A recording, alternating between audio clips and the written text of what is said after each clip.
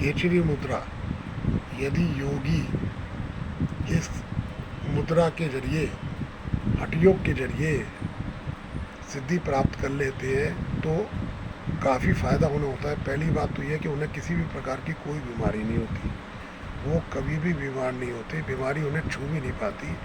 इसके अतिरिक्त उनके अंदर से मौत मृत्यु का भय निकल जाता है, मृत्यु का भय निकल जाता है, वो बिल्कुल मृत्यु से परे हो जाती है।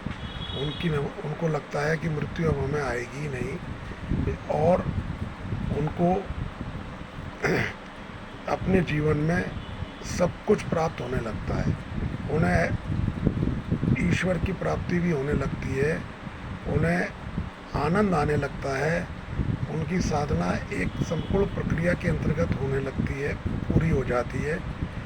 और उनको एक विशेष बात और है इसमें कि जो इस खेचरी मुद्रा को सिद्धि प्राप्त कर लेते हैं, उन्हें उनके ऊपर किसी भी तरह के विष का असर नहीं होता, सांप के विष का भी असर नहीं होता, और तमाम तरह के जितने भी विष हैं उन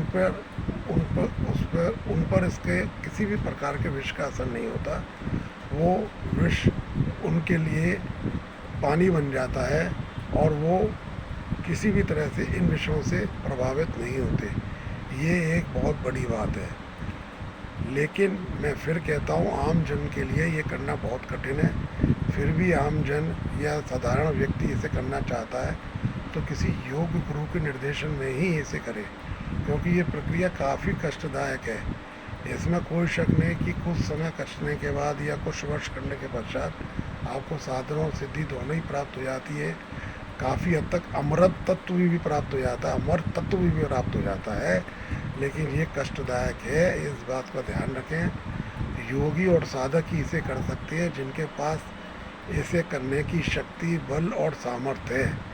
ये आम व्यक्ति के पास नहीं है, इसलिए इस बात का विशेष रूप से ध्यान रखें। और इस खेचरी मुद्रा के बारे में मैंने आपको सिर्फ इसलिए बताया कि हठयोग में खेचरी मुद्रा आती है, और ये भी एक ऐसा हठयोग है जो आम जन को मालूम नहीं है, आप लोगों को नहीं मालूम, इसलिए इसकी जानकारी मैं आपको दे रहा हूँ। जय माता दी।